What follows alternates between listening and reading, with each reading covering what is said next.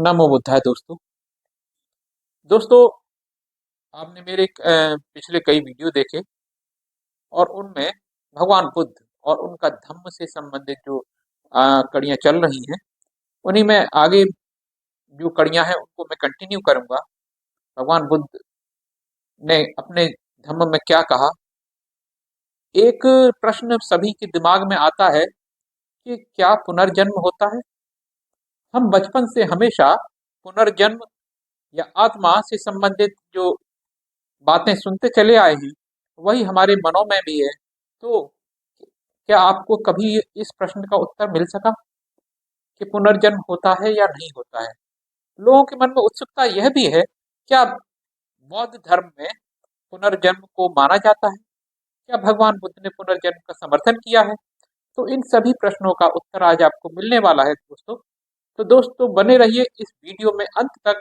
और ये वीडियो को शुरू करने से पहले आपसे मेरी विनम्र निवेदन कि अगर वीडियो थोड़ा सा भी अच्छा लगे तो उसको लाइक कीजिए, चैनल को सब्सक्राइब कीजिए अगर आप मेरे चैनल पर नए हैं। और मैं ज़्यादा देर न करते हुए मैं आज का वीडियो शुरू करता हूँ। पुनर्जन्म क्या होता है? आखिर मृत्यु के बाद क्या होता है? सदियों से इस विषय पर अलग अलग विचार व्यक्त किए जाते रहे हैं। बुद्ध के समय में दो आचार्यों में से एक के विचार आत्मवादी या शाश्वतवादी कहलाते थे और दूसरे उच्छेदवादी या अतिवादी या विनाशवादी कहलाते थे। शाश्वतवादी विचार के अनुसार शरीर में आत्मा का वास होता है और मृत्यु के बाद आत्मा मरती नहीं है, अमर रहती है। इसलिए जीवन शाश्वत है, सदा रहने वाला है। पुनर्जन्म द्वारा यह नया रूप धारण करता रहता है। शाश्वतवादी विचार के अनुसार शरीर में आत्मा का वास होता है, मृत्यु के बाद आत्मा मरती नहीं है, अमर रहती है। इसलिए जीवन शाश्वत है, सदा रहने वाला है। पुनर्जन्म द्वारा यह नया रूप धारण करता रहता है। विनाशवादी विचार के अनुसार मृत्यु या देह के अंत के साथ ही हर जीव या वस्तु का विनाश व अंत हो जाता है। मरने के बाद कुछ भी बाकी नहीं रहता है, जीवन शून्य शेष रह जाता है। भगवान बुद्ध शाश्वतवादी नहीं थे क्योंकि उन्होंने आत्मा के अस्तित्व में विश्वास नहीं किया। उनका तो कहना था, आत्मा परमात्मा में विश्वास ही अधम्म है। बुद्ध ने बाकायदा शिकायत की कि उन्हें विनाशवादी कहा जाता है, लेकिन सच्चाई में वह इस विचारधारा के भी नहीं है। इस संबंध में उन्होंने कहा, हालांकि मैं अपने विचारों को दृढ़ता से कहता हूँ और इसी की देशना भी देता हूँ, तो भी कुछ श्रवण वमन भूल से गलती से मुझ पर झूठा आरोप लगाते हैं कि मैं मनुष्य की मृत्यु के साथ जीवन के अंत हो जाने की शिक्षा देता हूँ, जबकि यह सच्चाई नहीं है। जो मैं नहीं हूँ, जिस विचार का मैं समर्थन नहीं करता, लेकिन गलती से गलत ढंग से कुछ लोगों द्वारा आरोप लगाना जो मुझे विनाशवादी कहते हैं। जो लोग चालाकी से बुद्ध के धम्म को ब्राह्मणी धर्म के रंग में रंग देना चाहते हैं, तो यह कथन मन में एक गंभीर दुविधा पैदा करता है। यह कैसे हो सकता है कि भगवान बुद्ध आत्मा के अस्तित्व में तो विश्वास नहीं करते हैं, फिर भी वह कहते हैं मैं विनाशवादी हूं? तो क्या पुनर्जन्म को मानते थे? क्या भगवान बुद्ध पुनर्जन्म में विश्वास करते थे? उत्तर हाँ में है। अच्छा, यह होगा कि इस सवाल को दो भागों में बांट लिया जाए। नंबर एक, किस चीज का जन्म? दूसरा, किसका जन्म? इन दोनों सवालों को एक बना देने के कारण, अर्थात अलग अलग नहीं करने के कारण ही पुनर्जन्म के बारे में इतनी भ्रांतियां और भ्रम कायम है। पुनर्जन्म किस चीज का?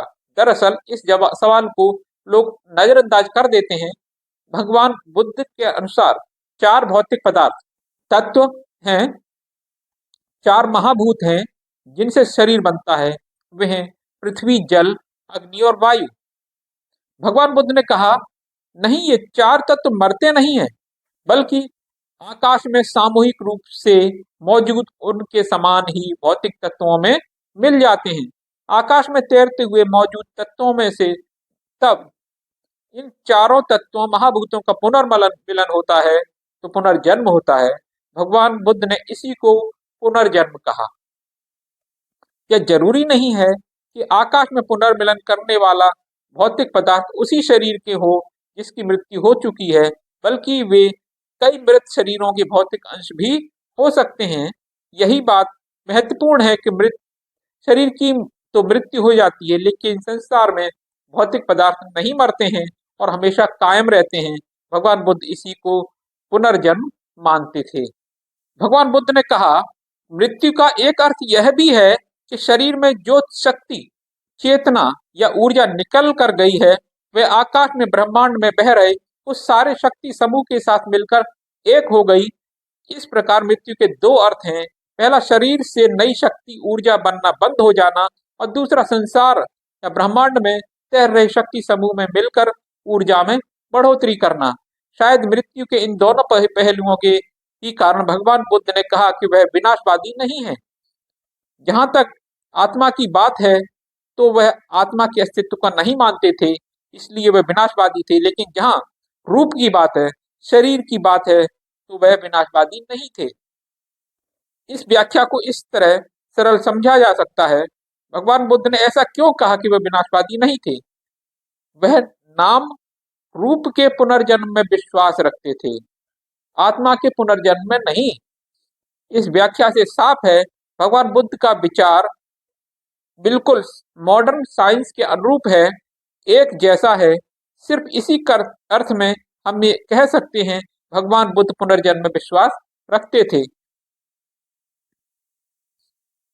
साइंस के अनुसार शक्ति या ऊर्जा कभी शून्य में परिणित नहीं होती, अर्थात खत्म नहीं होती। उसका स्वरूप बदलते हुए निरंतर प्रभाव चलता रहता है। यह कहना कि मृत्यु के बाद कुछ नहीं रहता, सब कुछ नष्ट हो जाता है, तो यह विचार साइंस के खिलाफ होगा, क्योंकि इसका अर्थ होगा कि अधिक मात्रा या सामूहिक रूप से शक्ति स्थिर नहीं है, बल्कि यही एक तरीका है जिससे पुनर्जन्म के संबंधित संदेह, दुविधा, सवाल का समाधान हो सकता है। अब बात आती पुनर्जन्म किसका। सबसे मुश्किल सवाल है, पुनर्जन्म किस व्यक्ति का? क्या जिसकी मृत्यु होती है वही वापस नया जन्म लेता है? क्या भगवान बुद्ध इस थ्योरी को मानते थे? उत्तर है, इसकी बहुत कम संभावना है।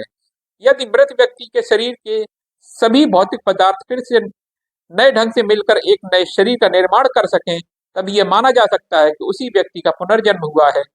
यदि अलग अलग मृत शरीरों के भौतिक अंशों के मिलने से एक नया शरीर बनता है, तो यह पुनर्जन्म तो हुआ, लेकिन उस व्यक्ति का पुनर्जन्म नहीं हुआ।